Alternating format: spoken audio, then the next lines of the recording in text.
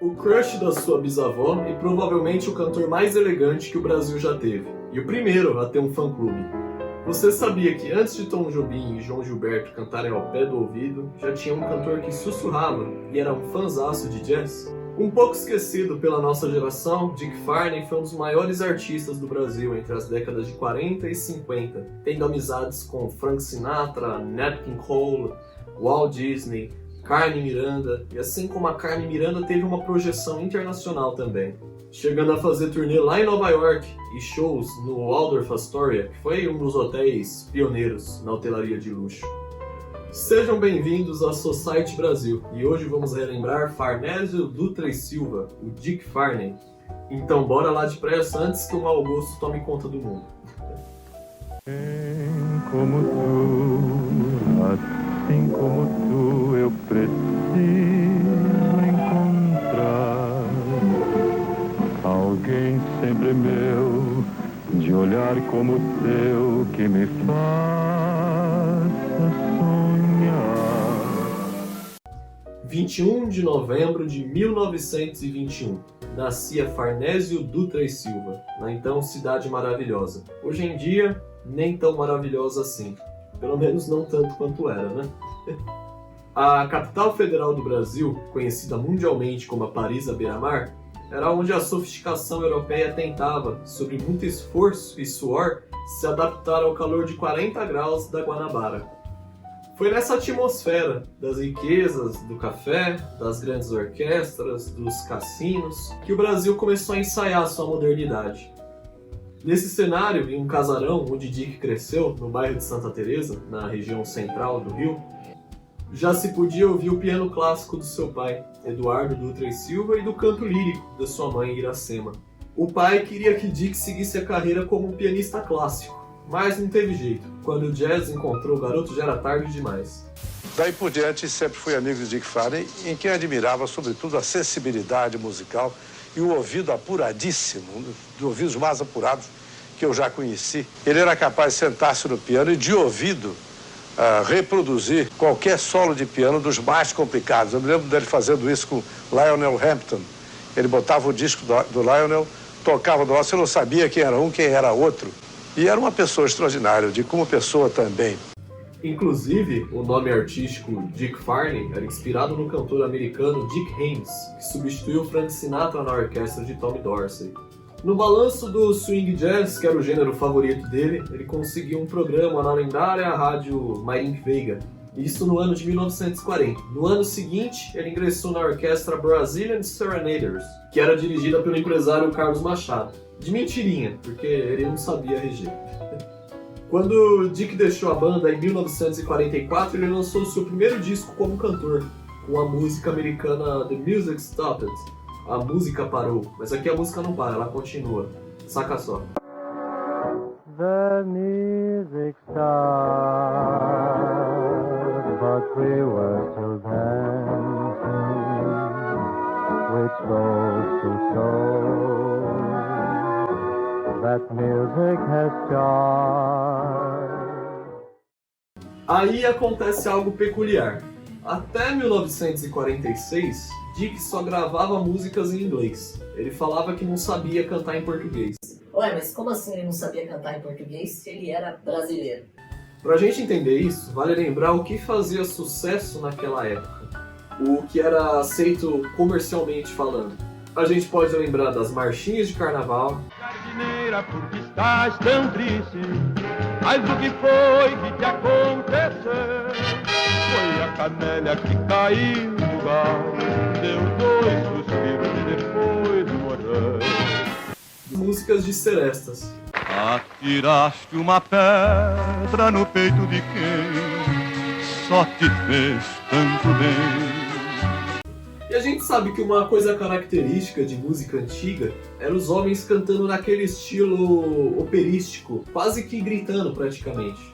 Um cantor um pouco mais antigo, quase contemporâneo do Dick Farney, era o cantor Vicente Celestino. Para vocês terem uma ideia, ele cantava 5 metros do microfone e de costas, para o som não estourar. Aí tinha o Dick Farney com aquele estilo jazzístico, americanizado de cantar, ele relutava em cantar em português por conta disso. Isso até o compositor e diretor da gravadora Continental, João de Barro, convencer Dick a gravar a música Copacabana. E de imediato foi um sucesso. Tuas areias, teu céu tão lindo, tuas sereias, sempre sorrindo. Copacabana, princesinha do mar. A música ficou entre a parada das mais tocadas até o ano seguinte. Já no mesmo ano saiu um outro clássico, numa pegada totalmente diferente das coisas que eram feitas aqui no Brasil. Dick Farney com voz e piano, com aqueles acordes jazzísticos totalmente cheios de harmonia, com uma harmonia rica. Ele gravou Marina, escrita por Dorival Caymmi, que foi registrada no Brasil com o nome de Marina por conta dessa canção. Bom, e as críticas sempre chegam, sejam elas boas ou ruins, positivas ou negativas, a crítica chegou a Dick Farney também. Agora, houve críticas tremendas contra a minha pessoa, dizendo que eu era americanizado, que eu estava deturpando a música brasileira. Então foi mais uma prova para dizer que eu, então, estava criando um estilo novo. A crítica negativa apontava ele como um imitador do cantor norte-americano Bing Crosby. Na minha humilde opinião, tudo não passava de dor de cotovelo. Afinal, se a gente considerar isso, todo mundo imitava o jeito de todo mundo de cantar naquela época, porque todos os cantores tinham uma semelhança e carregavam aquele mesmo estilo de cantar. E no caso do Dick Farney, ele cantava romances, desilusões, mas sem aquele tom de desespero, em um tom mais de elegância e suavidade. E desse jeito, entre um hit e outro, foi que Dick Farney foi pro Tio Sam. Sem falar inglês fluentemente, ele vendeu seu Buick conversível e pegou um avião para os Estados Unidos. Entre Los Angeles e Nova York, cantando em casas noturnas, em rádios, o seu trabalho não projetou mundialmente como ele esperava, mas valeram algumas amizades, como de Tom Dorsey, Count Basie, Errol Garner, Dave Brubeck, Nat King Cole, Frank Sinatra, Walt Disney. Sem contar que a primeira gravação do clássico Tenderly, que é um standard de jazz mundialmente conhecido, gravado por todos os artistas que você pensar, americanos daquela época, veio através do Dick Farney em 1947. The evening breeze caressed the trees tenderly.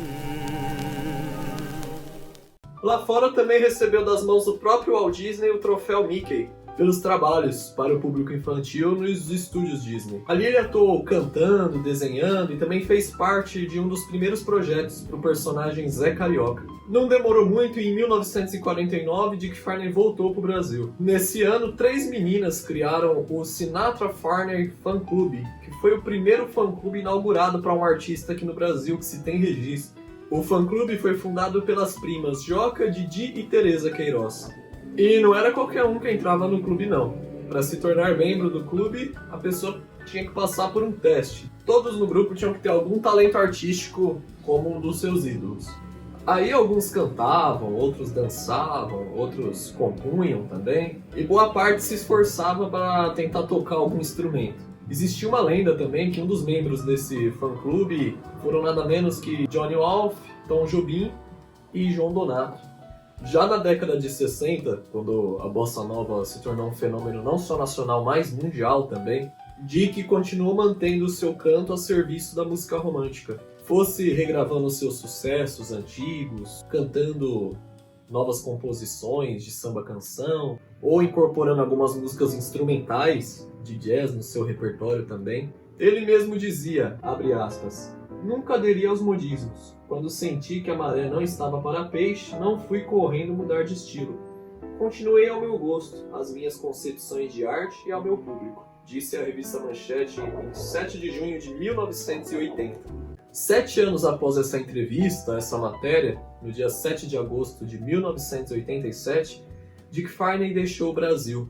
Aos 65 anos, não resistiu às complicações de um edema pulmonar, vindo a falecer na UTI da Santa Casa de Misericórdia, em São Paulo.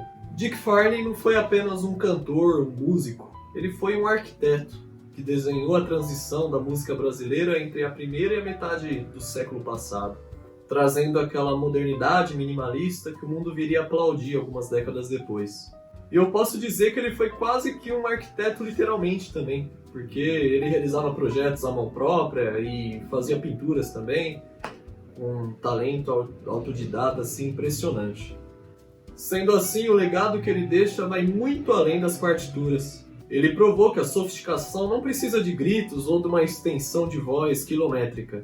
Ela precisa de alma, de técnica e de uma certa melancolia também. Uma melancolia iluminada. Não só por uma meia luz de uma boate, mas pela luz de um nascer do sol em Copacabana também. Toda vez que alguém toca um acorde de bossa nova, ou canta baixinho sobre a mar, ou sobre o mar, a voz de Farnésio Dutra continuará ecoando nos corredores da música popular brasileira. Eu agradeço a você que ficou até aqui. Normalmente, quando chega nessa hora, o pessoal costuma pedir o joinha aí embaixo, o like. Mas eu vou fazer diferente. Eu vou pedir também, mas de maneira indireta. Hoje em dia, criar conteúdo aqui no YouTube ficou uma coisa muito fácil e mecânica. É só gerar imagens de inteligência artificial, colocar um texto gerado em IA também, um robô narrando o vídeo. O meu conteúdo é melhor do que o desses canais? Não necessariamente. Mas uma coisa eu sei, dá um trabalho, então vamos instigar a concorrência saudável. Espero o seu like e o seu comentário abaixo.